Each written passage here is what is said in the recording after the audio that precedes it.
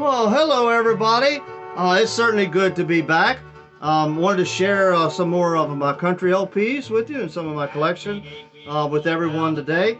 So I hope you're doing well, and we'll kind of run through a few here quickly, and hope it leads you to kind of look for some of these, maybe to ones that perhaps you don't have, maybe to try to get, or perhaps to look up some of the songs that are on these LPs. Of course, the album that's playing now is Hank Snow. Hank Snow was my favorite country artist. Actually, it's my personal favorite. I'm Moving On is actually the one playing now is my favorite country song of any. But this album was released in the mid 50s from RCA. Sort of the greatest hits of his of the time with I Don't Hurt Anymore, I'm Moving On, Golden Rocket, and Rumble Boogie, and others. A real gem. And it's that good Hank Snow early 50s sound. Next, we have one released back in the very late 50s on King. This is not the first cover. I think it's the second cover of the Delmore Brothers' all-time favorites. This featured Freight Train Boogie, Hillbilly Boogie, Steamboat Boogie. They were very important with the boogie craze in the 1940s and picking up their rhythms. Wayne Rainey played the harmonica with them on many of their recordings. They also used electric guitar, perhaps Zeb Turner or Zeke Turner, and it just added to their sound, and it gave them another round of popularity, even though they had even been popular in the 30s. From around 1960, this is our early Star Day album of the Phipps family, and perhaps you may not have heard as much of them. They made a couple albums for Star Day in the very early 60s. Their sound is very close to the Carter family sound. It's evident when you listen to recordings, they were influenced by the Carter families. This is not Carter family songs on here, though they did make an album of Carter family songs.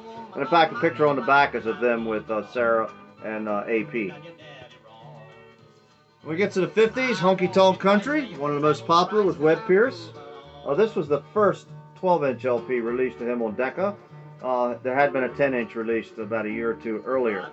This featured In the Jailhouse Now, the version of Sparkling Brown Eyes with the Wilburn Brothers, I'll Go On Alone, I Don't Care. Almost everyone is a hit. Almost everything Webb Pierce did was a hit back then.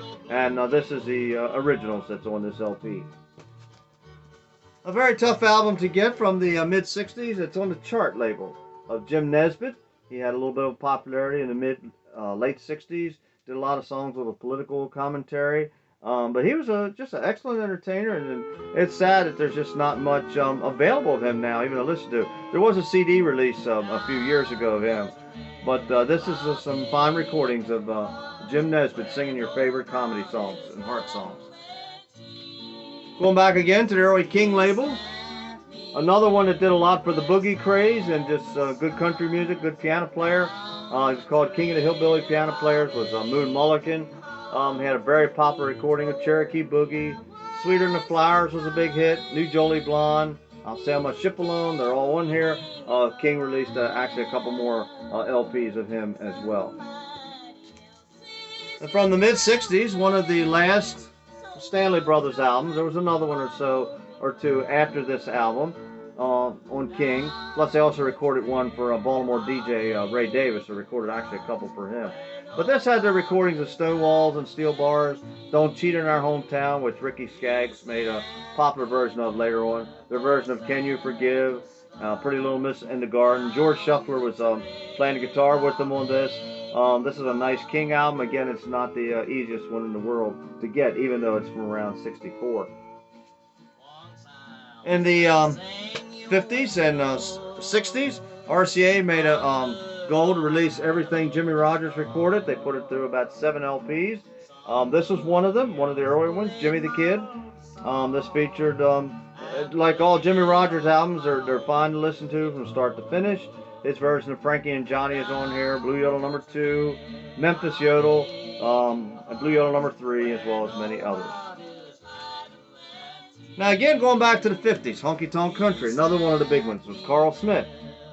And like Webb Pierce and others, for many years it was tough to get their original recordings on LP.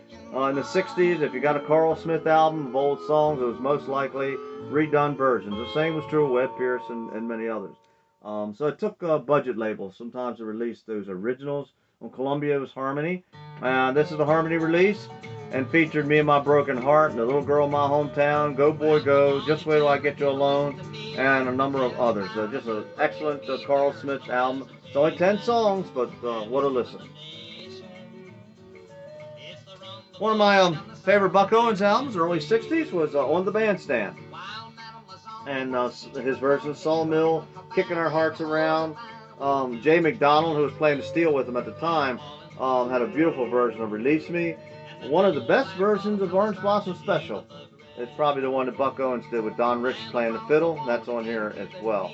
All the albums Buck Owens made then are good. This, I think, is one of the better ones.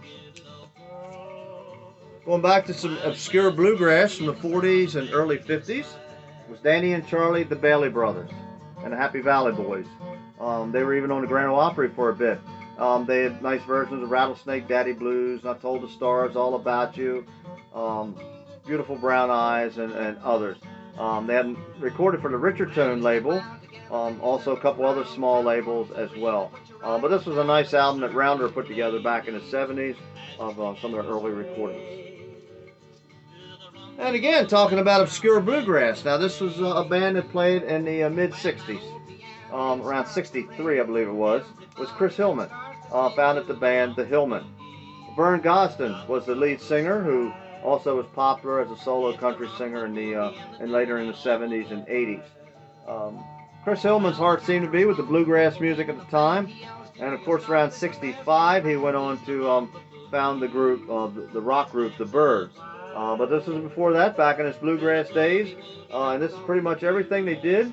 Their versions of Fair and Tender Ladies and Fare Thee Well, Ranger's Command, Rollin' Muddy River, and all. It's an excellent album. If you ever get a chance, Sugar Hill label released a CD of these same songs a few years ago, but just give a listen to this. It was good bluegrass. It was West Coast bluegrass from the early 60s. Very popular 1961 LP, Wanda Jackson, featured her hit of Right or Wrong, and also I May Never Get to Heaven, and a few also that was considered rockin' side, so there's a few up-tempo numbers as well on this one. And then from the mid-60s comes one of the better Osborne brothers, Sonny and Bob.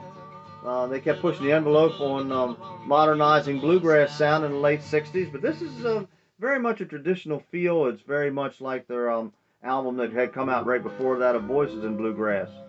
Up This Hill and Down was fairly popular at the time, but you'll hear their harmony on Making Plans, Lonesome Day, Hey Hey Bartender, nice recording featuring Bobby, up-tempo number.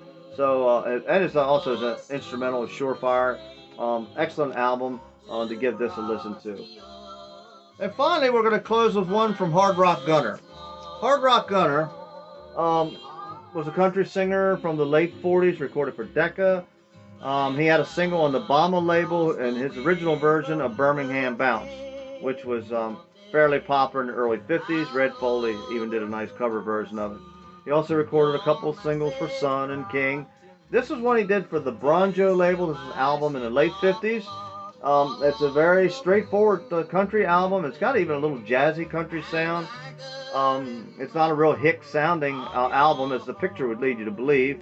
Neither it's a very risque album. It almost acts like it's just for adults, but it's things like Mountain Dew and Rye Whiskey and I'll Go Chasing Women, songs that even other artists had done. But WWVA, Wheeling, West Virginia, was actually more conservative on a radio show, and so a lot of these songs they just didn't allow on their shows. And so he went ahead and he recorded them with his band in the late 50s. Just a good straightforward country album and good versions of a lot of these songs. So Hard Rock Gunner. So give this a listen if you ever get a chance. Don't pass it up. It's on the Bronjo label. It was released on that. So that's what I had to date. I wanted to share with you. Hope you enjoyed that. And hope you enjoyed the little trips down memory lane. It's just my heart and soul's in the old country. I grew up on my dad's 78s. Most of this was way before my time, but I just developed a love for it, for all the various older styles from the 20s even up through the 60s, and then even in the 70s and 80s, though I don't like just everybody or a whole lot from that time. There are a number that I do like very well. And so in fact from the 80s and 90s I love Marty Stewart and Dwight Yoakam, and So I continue to collect and get some of these things together, and I hope you enjoy them. I hope things are going well with you, and it leads you to kind of check out some of these songs or some of these artists. Well, I've had fun with you today, so I will look forward to getting with you another time. Next time, please take care of yourselves, and we'll let Hank Snow continue to take us on out of here. Thanks again, and enjoy the rest of your day. Bye now.